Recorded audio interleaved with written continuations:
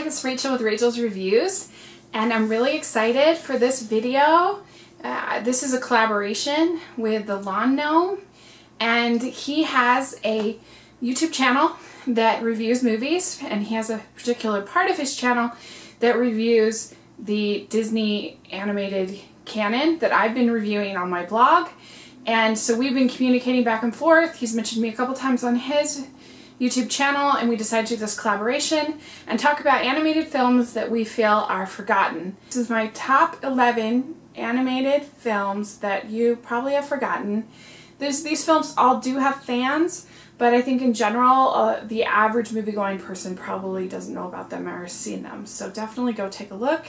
Go look at the Lawn Gnome's channel. Make sure to check out my blog.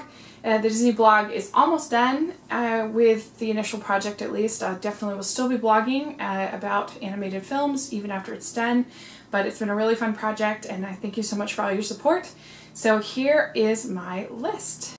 My first choice is The Great Mouse Detective. This is the 1986 Disney animated classic, and it tells the Sherlock Holmes story through a mouse Sherlock Holmes named Basil of Baker Street and his loyal companion, Dr. Dawson. This movie is actually an origin story for them about how they met in their very first case, which they take on the nemesis, Professor Ratigan, who has a dastardly scheme to take over all of England. It's really over the top. It's really a lot of fun, and Ratigan is voiced by the brilliant Vincent Price. The case has a lot of twists and turns. It gets dark, but it's also very funny. It was one of the first uses by the Disney studio of CGI, and it's done very, very well, and especially in the clock tower scene at the end. And it is the first directorial debut of Ron Clements and John Musker for Disney. My second choice is The Rescuers Down Under. You might be surprised that this is one of my choices because I really, really don't like the original Rescuers, but to me this finally got it right. The original Rescuers is shrill and depressing, and I don't like the animation, but this is so much fun. It's kind of a Indiana Jones for little kids. We bring back Bernard and Bianca from the original, and they're on the case to find Cody, who is an Australian boy in the outback who's been abducted by a man named McLeach, who wants Cody's friend, a golden eagle. And it's very funny. There's a character played by John Candy, who is an albatross and is hilarious. There's also a mouse named Jake. Jake is kind of a Indiana Jones type. We don't get that much of McLeach, which makes him a lot more tolerable as a villain. There's no songs, which was unique in the Disney Renaissance, but it has a great score by Bruce Broughton, and it's just a really fun, rousing picture. My third choice is Charlotte's Web. This movie was made in 1973, and it was made by the Hanna-Barbera folks. It has songs by the Sherman Brothers that are great, and it tells the story of Charlotte's Web, which we know from grade school, about the spider who is making it her life wish to save Wilbur through her spider webs. And it's just a positive, happy, funny, delightful little musical film. We also get the voice talents of Debbie Reynolds and Paul Lynde, who are wonderful in their roles as Charlotte and Templeton. So definitely go check it out. It's one all ages could enjoy. My fourth choice is Pirates, the Band of Misfits. And this is a movie done by Aardman Animation. It's a stop motion movie that no one saw. It lost a lot of money. And I don't know why, because it's so funny. I laughed my head off when I saw it, and it manages to make Charles Darwin funny. There's so many jokes. It's basically about this idiot pirate captain who thinks he knows everything, and in reality, he's a complete fop. But it's so well done. It's voiced by Hugh Grant, Salma Hayek, Jeremy Piven, Imelda Staunton, Martin Freeman. The list goes on and on. It's directed by Peter Lord and Jeff Newitt of Wallace and Gromit fame, and it's very, very entertaining. It's one boys will like, it's one girls will like.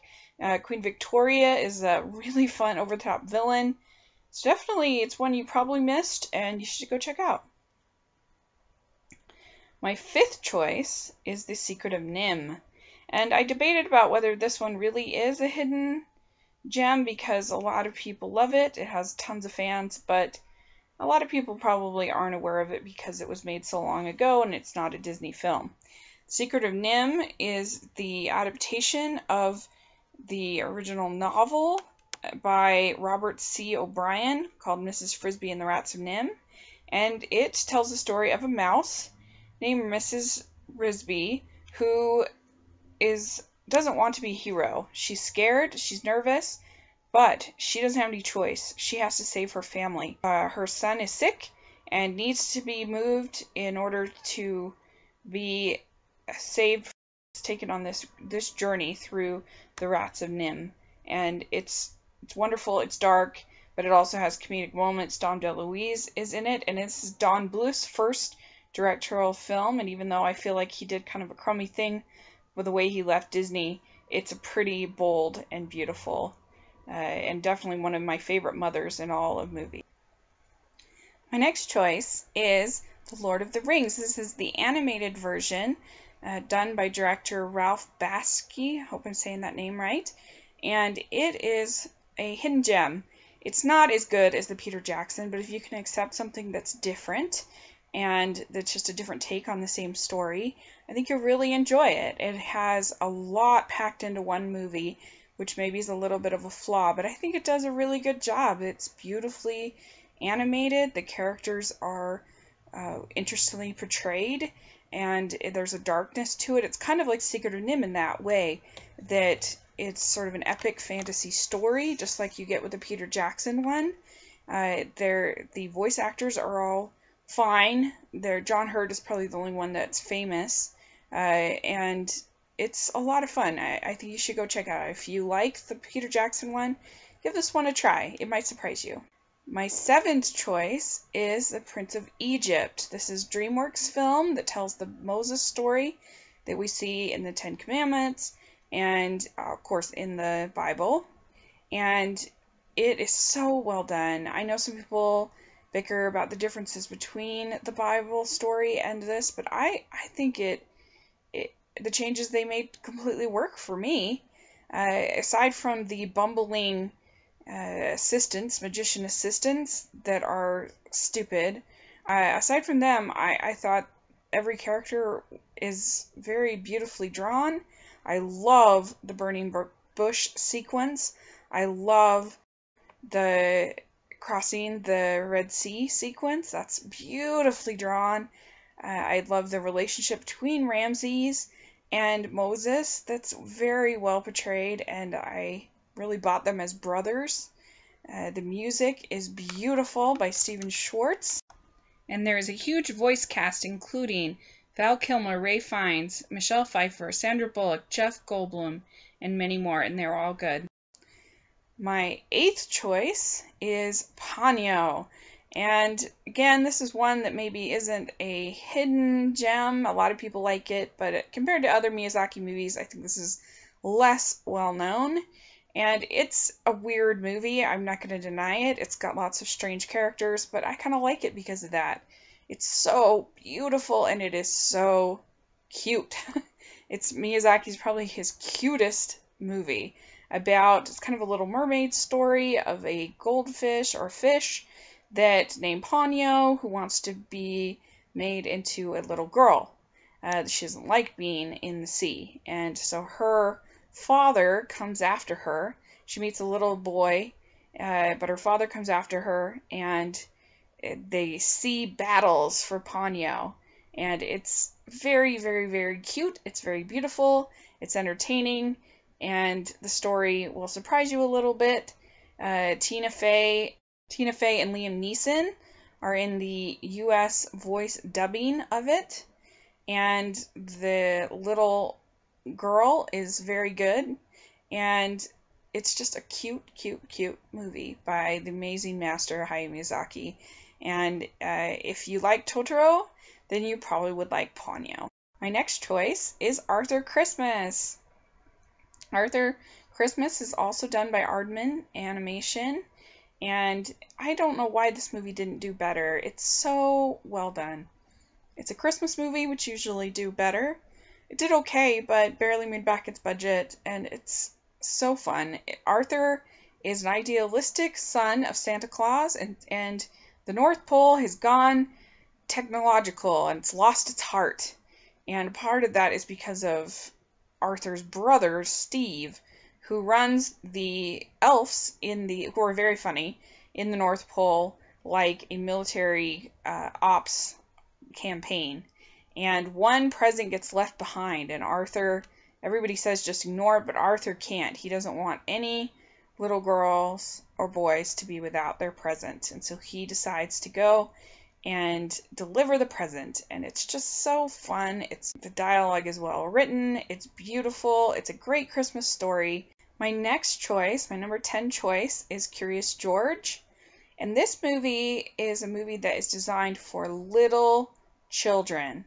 This movie is designed for children under 5, and it is so well done in that regard. It's sweet, it's simple, it's beautifully drawn. I love the colors. I love just the simplicity of the hand-drawn animation. The voice work by Will Ferrell, Drew Barrymore, David Cross, Eugene Levy, Dick Van Dyke is all great, and it's just pleasant to look at. The music by Jack Johnson is wonderful. And it's something that for those little kids, which is so hard to find something that is for them, that adults won't want to shoot themselves over, this is a great choice. My number 11, my final choice, is Iron Giant, and this was directed by Brad Bird, and it is the story of a giant alien who comes down, befriends a boy, and their relationship. It's so good. It's so beautiful. The animation is stunning. It kind of looks like a comic book, but in animated form. It's got great heart, and it's just beautifully drawn.